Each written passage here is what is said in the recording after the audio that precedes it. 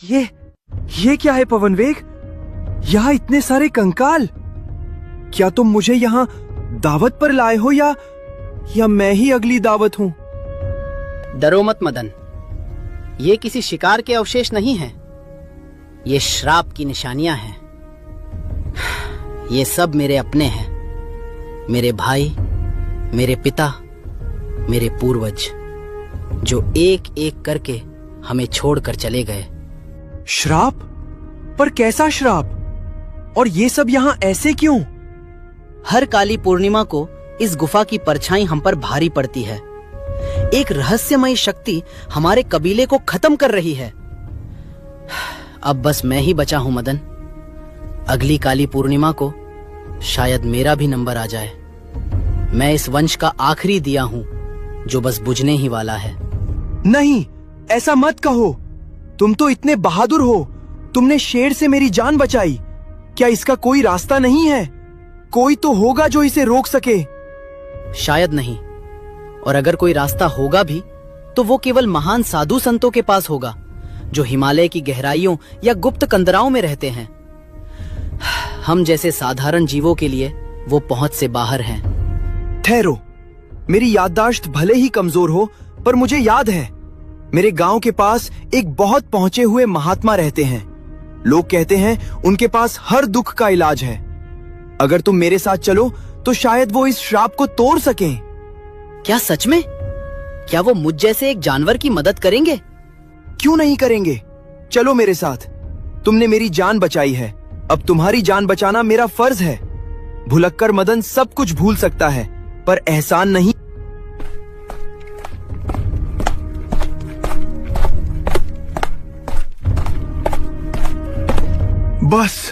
बस और एक कदम नहीं चला जाएगा। पवनवेग भाई, तू घोड़ा है या उड़ने वाला कालीन?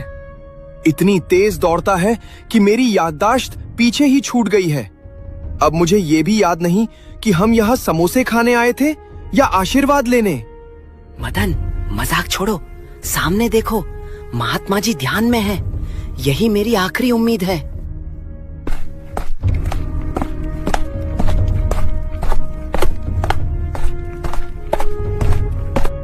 रुक जा, ऐ कलंकित प्राणी, अपनी अपवित्र परछाई मेरी कुटिया की मिट्टी पर मत डाल। भाग जा यहाँ से, इससे पहले कि मेरा क्रोध तुझे भस्म कर दे। अरे बाप रे, बाबा है या ज्वालामुखी? बाबा जी शांत हो जाइए, हम कोई चंदा मांगने नहीं आए हैं। ये मेरा दोस्त है पवनवेग, बहुत नेक घोड़ा है, बस थोड़ी एक्सपायरी डेट की समस्या है इसकी। मूर्ख बालक, तू नहीं जानता तू किसके साथ घूम रहा है। ये उस वंश का हिस्सा है जिसने इस जंगल के सबसे पवित्र जीव जादुई वानर का लहू बहाया था। उन्होंने अपनी ताकत के नशे में एक मासूम की जान ली और आज ये यहाँ दया मानने आया है। प्रकृति कभी भूलती नहीं है मदन। महाराज, मुझे सच बताइए, मेरे पुरखों ने क्या किया? मुझे हर रात उन चीखों की आवाज सुनाई देती है। क्या मेरा जन्म सिर्फ मरने के लिए हुआ है? क्या इस श्राप का कोई अंत नहीं? सच कड़वा है पवनवेग। तेरे पूर्वजों ने उस जादुई वानर को मारा था जो इस जंगल की रक्षा करता था।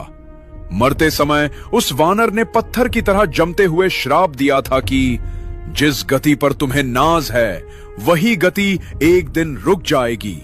हर काली पूर्णिमा को तुम्हारा एक वंशज पत्थर बनकर ढह जाएगा। और देख, आज तू आखिरी बचा है। बाबा देखिए, मैं तो वैसे ही आधा पागल हूँ। लोग मुझे भुलक्कड़ मदन कहते हैं। मैं कल क्या खाया था ये भूल जाता हूँ, लेकिन इस घोड़े ने शेर के सामने मेरी जान बचाई, ये मैं नहीं भूला। अगर इसके पुरखों ने गलती की तो इसे क्यों मार रहे हो? क्या आपके पास इतनी शक्ति नहीं कि एक मासूम को बचा सके? आप तो साक्षात भगवान का रूप है ना। मक्खन लगाना बंद कर मदन, लेकिन तेरी बात में दम है। सजा अपराधी को मिलनी चाहिए, मासूम को नहीं। रास्ता एक ही है, वानर नगरी।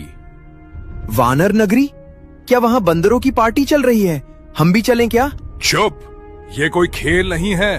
वहां पत्थर की 3 विशाल मूर्तियां हैं, समय, सत्य और साहस। वे वानर देव के 3 रूप हैं।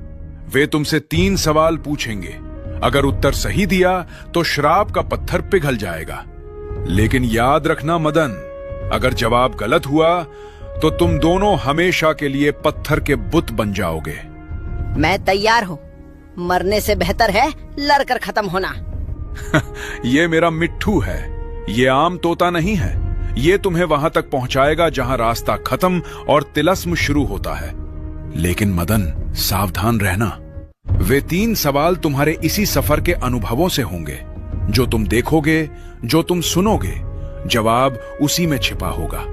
अपनी याददाश्त को कसकर पकड़ लो, क्योंकि वहां भूलने की गुंजाइश नहीं है। चलो चलो, टिक टिक घड़ी चल रही है। मौत का नाच शुरू होने वाला है। ओए, ये तोता है या यमराज का अलार्म? बाबा जी, आशीर्वाद दीजिए।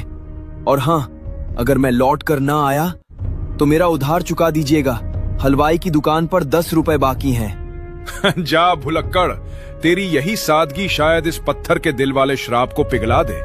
जाओ, समय रेत की तरह फिसल रहा है।